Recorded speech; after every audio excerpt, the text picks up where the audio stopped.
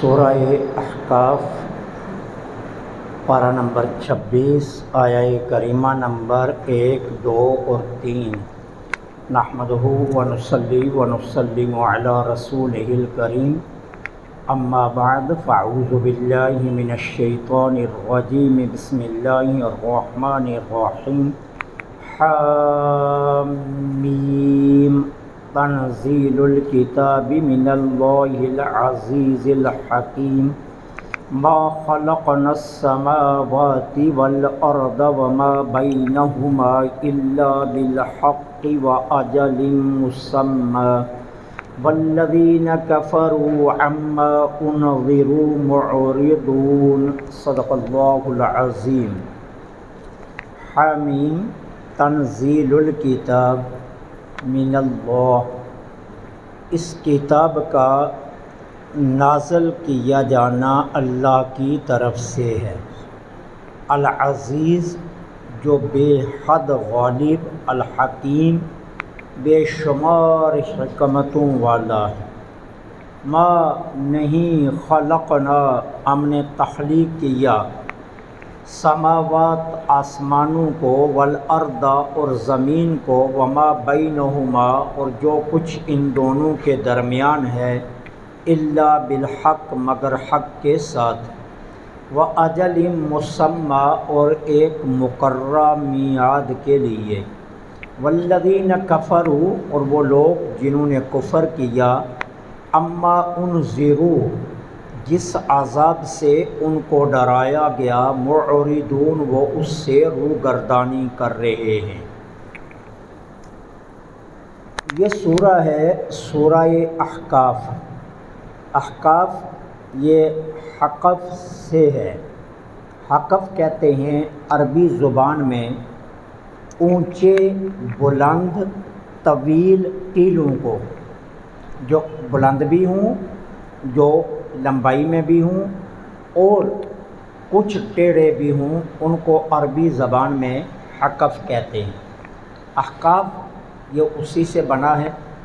اس سورہ پاک کا نام احقاف اس لیے رکھا گیا کہ یہ لفظ اسی سورہ پاک کے اندر آگے آئے گا۔ حقف یا احقاف یہ قوم عاد کے مسکن کی جگہ تھی، ان کے رہنے کی جگہ تھی۔ یہ علاقہ ہے یمن کے پاس۔ ایک طرف سے اس کو یمن لگتا ہے، دوسری طرف سے عمان لگتا ہے، اور تیسری طرف اس کی خالی ہے جدھر ٹیلے ہی ٹیلے ہیں۔ اور یہ وہ علاقہ ہے جہاں قوم عاد آباد تھی۔ پھر اللہ کی نافرمانیوں کے سبب اللہ نے ان پر آندھی کا عذاب بھیجا اور انہیں غرق کر دیا گیا۔ نزول کے اعتبار سے آسمان کی جانب سے، نزول کے اعتبار سے اس سورت کا نمبر ہے 65، لیکن مصحف قرآن کریم میں ترتیب کے اعتبار سے اس سورہ پاک کا نمبر ہے 46۔ یہ سورہ ذاریات سے پہلے اور سورہ جاثیہ کے بعد نازل ہوئی ہے۔ اس کا نزول کا وہی زمانہ ہے جو سورہ جاثیہ کے نزول کا زمانہ ہے۔ اس کے اندر 35 ٹوٹل آیات ہیں اور 4 رکوع ہیں اس سورہ پاک کے اندر۔ اس کا آغاز بھی حامیم سے کیا جا رہا ہے۔ سورہ جاثیہ کا آغاز بھی حامیم سے کیا گیا تھا۔ کچھ باتیں میں نے وہاں آپ کی خدمت میں عرض کی اور ایک بات یہاں عرض کر دیتا ہوں۔ اگرچہ یہ حروف مقطعات میں سے ہے اور اس کے ترجمے کے متعلق اس پر مفسرین کرام کا اتفاق ہے کہ اللہ و رسولہ عالم، اللہ اور اس کا رسول ہی ان کے ترجموں کو جانتا ہے، جس کو ہم کہتے ہیں اپنی اصطلاح میں کوڈ ورڈ۔ یہ اللہ اور اس کے رسول کے درمیان کچھ راز کی باتیں ہیں جس سے اللہ اور اس کے رسول کے علاوہ کوئی اور مطلع نہیں ہے۔ لیکن بعض عارفین نے معانی اور مطالب میں کھوج لگا کر کچھ کچھ قریب جانے کی کاوش کی ہے۔ لہذا حامیم جو سورہ احقاف کے آغاز میں آیا، ہا سے بعض عارفین نے معنی کیا ہے حمایت، ہا سے مراد ہے حمایت۔ کیا مطلب؟ اللہ جل سبحانہ و تعالی اہل توحید کی حمایت فرماتے ہیں۔ ہا کا مطلب یہ ہے کہ جو لوگ توحید کی راہ پر چلتے ہیں، جو اللہ تعالی عز و جل کے بتائے ہوئے راستوں پر چلتے ہیں، جو اللہ سبحانہ و تعالی کی معرفت کی جانب بڑھنے کی کوشش کرتے ہیں، اللہ جل سبحانہ و تعالی ان کی حمایت فرماتا ہے۔ اور میم سے مراد کیا ہے؟ مزید نوازشات۔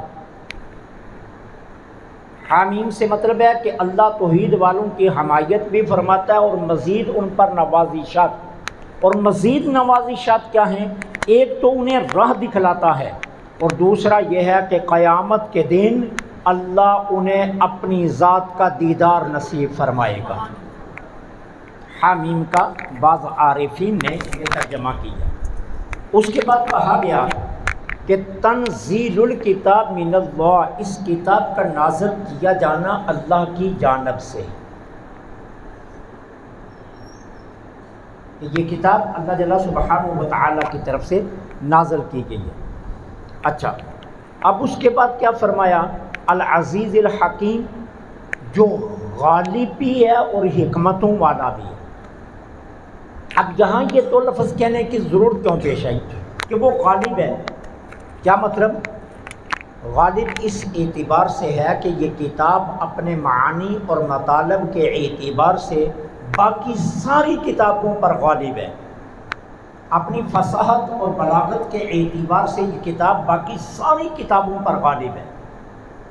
میں نے رمضان المبارک کے دروس میں آپ کی خدمت میں یہ بات عرض کی تھی، اگر آپ کے ذہنوں میں محفوظ ہو، دنیا کی کسی کتاب کو پڑھتے ہوئے آپ کو جھولنے کا دل نہیں کرے گا۔ قرآن جب آپ پڑھنے لگیں گے تو آپ کے وجود وجد کرے گا، آپ کے وجود میں ایک رقص کی کیفیت پیدا ہوگی، آپ کے وجود میں ایک لذت آئے گی۔ دنیا کی کوئی کتاب قرآن کریم کی فصاحت و بلاغت کا مقابلہ نہیں کر سکتی۔ جو اللہ نے فصاحت و بلاغت اس میں رکھی ہے۔ اچھا، آپ کوئی بھی کتاب پڑھ لیں۔ میں اپنی ذات کا ایک واقعہ آپ کی خدمت میں عرض کرتا ہوں۔ میں جب طالب علم تھا تو میں نے مطالعہ کا شوق پیدا کرنے کے لیے اپنے اساتذہ کرام سے رجوع کیا کہ مجھے کوئی ایسا طریقہ بتائیے کہ جس کی وجہ سے مجھے کتب بینی کا شوق پیدا ہو جائے، میں مطالعہ کی طرف لگ جاؤں۔ تو میرے ایک بہت ہی مہربان استاد تھے، انہوں نے مجھے ارشاد فرمایا کہ آپ زلف و زنجیر ایک کتاب ہے، اس کا مطالعہ کریں۔ یہ علامہ ارشد القادری ہیں، ہندوستان کے بہت بڑے عالم ہیں۔ یہ انہوں نے اسلام کی سچی حقائق پر مبنی کتاب لکھی ہے، لیکن اس کتاب کے اندر انہوں نے جو اختیار کیا ہے تحریر کا انداز، وہ ناول کا انداز ہے۔ جس طرح ناول کی کہانیاں پڑھتے ہوئے آپ کی دلچسپی بڑھتی ہے نا، اس طرح اس کتاب کے مطالعہ سے آپ کی دلچسپی بڑھتی ہے۔ اچھا، اس میں ایک واقعہ ہے بلخ کی شہزادی اس کتاب کے اندر۔ یقین جانیے کہ میرے اندر اس کتاب کو پڑھتے ہوئے یہ کیفیت پیدا ہو گئی، میں ہر روز جتنی دیر تک اس کہانی کو پڑھتا نہیں تھا مجھے نیند نہیں آتی تھی۔ میں نے اس کتاب کو اتنا پڑھا کہ یہ ساری کتاب مجھے فر زبانی یاد ہو گئی۔ پھر مجھے کتاب بینی کا شوق پیدا ہو گیا، مطالعہ کا شوق پیدا ہو گیا۔ اچھا، کیا تھا اس کتاب کے پڑھنے میں وہ لذت تھی، لیکن ایک وقت یہ آیا کہ پھر میں نے اس کتاب کو ہاتھ بھی نہیں لگایا۔ اب جب مجھے وہ کتاب ازبر ہو گئی، پھر میرا دل جو ہے نا وہ ختم ہو گیا اس کتاب کی طرف سے۔ قربان جاؤں قرآن پر، اسے 100 بار بھی پڑھو پھر پڑھنے کا دل کرتا۔ حافظ قرآن حفظ بھی کر دینا لیکن دل پھر بھی نہیں پڑھتا۔ جی چاہتا ہے کہ ہر روز کم از کم ہر روز قرآن کا مطالعہ ضرور کروں، قرآن کا دیدار ضرور کروں، قرآن کو دیکھوں، اور یقین جانیے کہ گھر میں کسی الماری میں پڑا قرآن نظر آ جائے یا اپنے کسی ریک میں پڑا ہوا قرآن نظر آ جائے یا ٹیبل کے اوپر قرآن پڑا ہوا نظر آ جائے، دل میں ایک عجیب سا سرور پیدا ہونا شروع ہو جاتا ہے اور جی چاہتا ہے چلو اور زیادہ نہیں، اگر میں پڑھنا نہیں بھی چاہتا چلو اس کو پکڑ کر چوم ہی لوں۔ تو یہ کمال اسی قرآن میں ہے، دنیا کی کسی کتاب میں یہ کمال نہیں ہے۔ تو اس اعتبار سے یہ اپنی فصاحت و بلاغت کے اعتبار سے دنیا کی ساری کتب پر یہ غالب کتاب ہے۔ تو کہا العزیز، جب یہ کتاب اللہ کی جانب سے نازل ہے تو پھر اللہ غالب ہے، یہ کتاب بھی غالب ہے۔ اور اس کے بعد فرمایا حکیم، وہ بے شمار حکمتوں کا مالک ہے۔ اس قرآن میں 3 طرح کی چیزیں ہیں، احکامات ہیں، واقعات ہیں اور امثالیں ہیں۔ یہ 3 چیزیں ہیں قرآن کریم کے اندر بنیادی طور پر۔ احکامات کا ذکر ہے، کہیں نماز، روزے، حج، زکوٰۃ اور دیگر چیزوں کے احکامات کا ذکر ہے۔ اس کے بعد اللہ تعالیٰ نے اقوام ماضیہ کا قرآن کریم میں تذکرہ کیا، عموم سابقہ کا اور ان کے انبیاء کا تذکرہ ہے، یہ واقعات سے۔ اور پھر امثالیں دی گئی، بے شمار مثالوں کے ذریعے سرکار دو عالم صلی اللہ علیہ وسلم کی امت کو ہدایت کا راستہ بتایا گیا۔ اب یہ 3 طرح کی چیزیں ہیں۔ اب اللہ تعالیٰ عز و جل کیا فرما رہے ہیں؟ الحکیم، احکام ہوں یا مثالیں ہوں، واقعات ہوں یا کوئی اور چیز ہو، یاد رکھنا ہر ایک چیز میں بے شمار حکمتیں ہیں۔ ہم موسیٰ کی امت نہیں ہیں، لیکن اللہ فرماتا ہے موسیٰ کا ذکر میں نے جو قرآن میں کیا نا اس میں بھی حکمتیں ہیں۔ ہم الیاس کی امت نہیں ہیں، اللہ فرماتا ہے الیاس کا ذکر بھی کسی حکمت کی بنیاد پر ہم نے کیا، اور وہ حکمتیں ہم جانتے ہیں، تم نہیں جانتے۔ تم تو محض ایک واقعات دے کر، ایک قصص دے کر پڑھو گے، لیکن یقین جانو ان قصص کے پیچھے بھی اللہ فرماتا ہے میں نے بڑی حکمتیں رکھی۔ کب؟ جب تمہارے دل سے گندگی کے پردے اٹھ جائیں گے، نور معرفت تمہارے دلوں میں آئے گا، تو پھر قرآن پڑھ کر دیکھنا، پھر تمہیں ہر ایک واقعہ کے اندر سے حکمتیں جھلکتی ہوئی نظر آئیں گی۔ تو اس لیے فرمایا الحکیم، اس میں بے شمار حکمتیں۔ اس کے بعد فرمایا ما خلقنا السماوات والارض وما بینہما، آسمانوں اور زمین اور ان کے درمیان جو کچھ ہے، ہم نے ہر چیز کو حق کے ساتھ پیدا کیا۔ اب آسمان تو نظر آ رہا ہے، زمین بھی نظر آ رہی ہے، درمیان میں کیا ہے؟ اللہ فرما رہا ہے ان کے درمیان ہے 4 عناصر، آگ، پانی، ہوا۔ 4 عناصر ہے، آگ، پانی، ہوا اور مٹی، یہ اس کے درمیان ہے۔ یہ زمین پر نہیں ہے، آسمان پر نہیں ہے۔ آگ بھی عالم آگ ایک پورا جہان ہے، آگ کا، مٹی کا ایک پورا جہان ہے، ہوا کا ایک پورا جہان ہے، پانی کا ایک پورا جہان ہے جہاں سے اللہ بادل برساتا ہے۔ ہوا جہاں سے اللہ چلاتا ہے وہاں ایک پورا جہان ہوا کا آباد ہے۔ اسی طرح آگ کا ایک پورا جہان آباد ہے، جس پر مستشرقین اعتراض کرتے ہیں کہ ہم مانتے ہیں کہ حضور شب معراج آسمان پر گئے، لیکن یہ بتائیے حضور قرۂ نار سے کیسے گزر گئے جہاں آگ ہی آگ ہے؟ وہ اوپر ایک جہان ایسا آتا ہے جس کو قرۂ نار کہتے ہیں جہاں ہر طرف آگ ہے۔ تو وہ مستشرقین جو اعتراض کرتے ہیں معراج کے واقعہ پر، وہ اعتراض یہی کرتے ہیں، کہتے ہیں قرۂ نار سے کیسے گزر گئے؟ تو ہم کہتے ہیں، اس کا جواب دیتے ہیں، ہم کہتے ہیں جن کا ہاتھ رومال کو لگ جائے، وہ رومال آگ میں ڈالا جائے تو نہ جلے، جب وہ خود آگ سے گزریں تو آگ کی جرت کیا ہے انہیں جلا جائے۔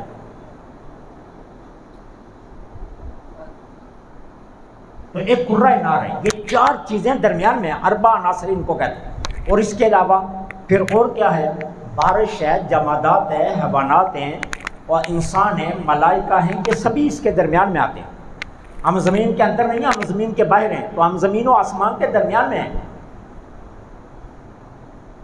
حیوانات زمین و آسمان کے درمیان میں ہیں، جمادات انسان زمین و آسمان کے درمیان میں ہیں۔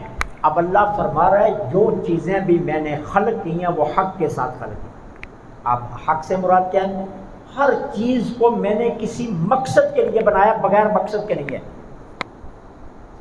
انسان یہ سمجھتا پتہ نہیں میں ایک ترتیب سے آ گیا، میرے ابے نے شادی کی تو میں نے آنا تھا تو میں آ گیا۔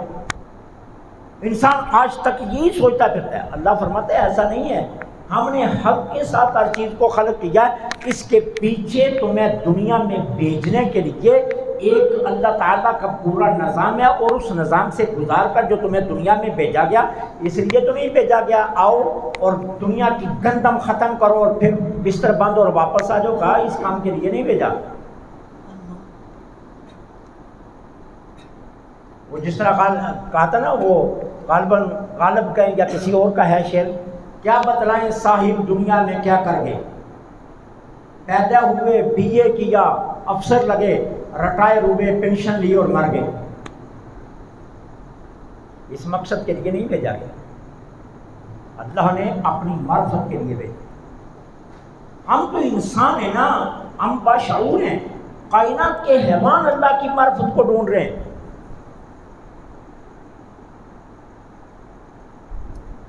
حضرت خواجہ حسن بصری کیا فرماتے ہیں؟ فرماتے ہیں میں نے آدھی بلائیت کتے سے لی ہے۔ کہتے ہیں آدھی بلائیت میں نے کتے سے سیکھی ہے۔ کسی نے پوچھا وہ کیسے؟ کہا دو باتیں کتے سے لے لی تو اللہ نے میرے لیے بلائیت کے راستے کھول دے۔ کیا؟ ایک یہ وفادار ہے، اور دوسرا یہ رات کو سوتا نہیں ہے۔ کتا رات کو سوتا نہیں ہے، تو جو اس کے اندر شب بیداری کی دولت آ جائے، اللہ اس کے لیے بلائیت کے راہ کھول دیتا ہے۔ اور جو بے وفائی نہ کرے اپنے رب سے، اللہ تعالیٰ تو اس کی اپنی رحمتوں کے ہاتھوں ہاتھ اس کو لیتا ہے کہ یہ میرا وفادار ہو اور میری طرف آئے اور میں اسے خالی بھیجوں۔ کہا یہ دو صفتیں اپنے اندر پیدا کی، اللہ نے مجھے بلائیت عطا کی۔ کسی نے قبے سے لی، کسی نے پرندوں سے لی، کسی نے کس چیز سے لی، کسی نے کس چیز سے لی۔ کائنات کی ہر چیز معرفت الہی کی جستجو میں ہے۔ یوں نہیں ہے کہ ہم ایک انسان ہے اور ایک جنات ہیں جو غافل پھر رہے ہیں، ورنہ تو کائنات کی ہر چیز اپنے رب کی جستجو میں ہے۔ خواجہ نظام الدین اولیاء رحمۃ اللہ علیہ سے جب اللہ تعالیٰ نے عجبات اٹھا دیے نا، تو حضرت خواجہ جو ہے نا وہ قضائے حاجت کے لیے گئے، تو حاجت سے فارغ ہوئے، اب استنجا کرنے لگے۔ استنجے کے لیے پتھر اٹھایا تو دیکھا وہ اللہ کا ذکر کر رہا ہے، پھینک دیا۔ مٹی کا ڈیلا اٹھایا تو وہ اللہ کا ذکر کر رہا ہے، اب وہ بھی پھینک دیا۔ اب درخت کے پتے کھینچے استنجے کے لیے تو وہ بھی اللہ کا ذکر کر رہے ہیں۔ اب گھاس کے تنکے توڑے، وہ بھی اللہ کا ذکر کر رہے ہیں۔ اب ایک پھٹا پرانا کپڑا پڑا ہوا تھا کھیت میں، اس کو اٹھایا، وہ بھی اللہ کا ذکر کر رہے ہیں۔ خشک ہڈی نظر آئی، اس کو اٹھایا، وہ بھی اللہ کا ذکر کر رہی ہے۔ تو نظام الدین اولیاء حیران و ششدرا ہو کر کھڑے ہو گئے، اب میں کیا کروں، میں طہارت کیسے حاصل کروں؟ کائنات کی ہر چیز تو اپنے رب کی جستجو میں لگی ہوئی ہے، اس کے ذکر میں لگی ہوئی ہے۔ پھر اللہ تعالیٰ عز و جل نے ان پر حجاب ڈالا تو پھر وہ طہارت کر کے واپس آئے۔ امام ربانی مجدد الفسانی شیخ احمد سرندی فاروقی کے شہزادے خواجہ محمد معصوم اور ان کے بڑے بھائی یہ مسجد میں آ رہے ہیں نماز پڑھنے کے لیے۔ والد گرامی امام مسجد کے حضرت امام ربانی اور شہزادے آئے نماز پڑھنے کے لیے۔ اب کیا کیا؟ جوتیوں والی جگہ پر کھڑے ہو گئے۔ اب جو عجابات اٹھ گئے، دونوں شہزادوں سے عجابات اٹھے، تو اب جوتیاں الگ کر رہے ہیں، یہ جہنمیوں کی ہیں، یہ جنتیوں کی ہیں۔ ساری جوتیاں نمازیوں کی، لیکن جوتیاں الگ کر کے رکھ دی، یہ جہنمیوں کی ہیں، جنتیوں کی۔ اب امام ربانی نماز پڑھ کر پیچھے مڑے تو دیکھا جوتیاں دو حصوں میں پڑی ہوئی ہیں۔ اب آپ کے کیونکہ آپ باپ تھے، آپ جان گئے یہ شہزادوں نے کیا، تو کہا یہ کیا کیا؟ کہا ابا جان ہم یہاں داخل ہوئے، جوتیوں پر نظر گئی، جس کی جنتی نظر آئیں وہ ہم نے جنتی الگ کر دی، یا جہنمی الگ کر دی۔ کہا نہیں یہ بات آج کے بعد مت کرنا، اللہ بہت بڑا پردہ دار ہے، اللہ پردے کو پسند کرتا ہے، اللہ کسی کے پردے کو افشا نہیں کرتا، آج کے بعد یہ کام مت کرنا۔ ہمارا کیا خیال ہے تمہیں عبث پیدا کیا گیا، تمہیں بیکار پیدا کیا؟ کہا نہیں، ہم نے ہر چیز کو حق کے ساتھ پیدا کیا، ہر چیز میں ہمارا کوئی نہ کوئی مقصد ہے، ہم نے اس کو مقصد کیا دیا؟ اپنی ذات کی معرفت۔ کوئی گھاس کھا کر ہماری معرفت ڈھونڈ رہا ہے اور کوئی گندم کھا کر، لیکن سب کو ہم نے اپنی معرفت پر لگایا، ہر کوئی ہماری معرفت کی تلاش میں، اور یہ بیج ہم نے اس کے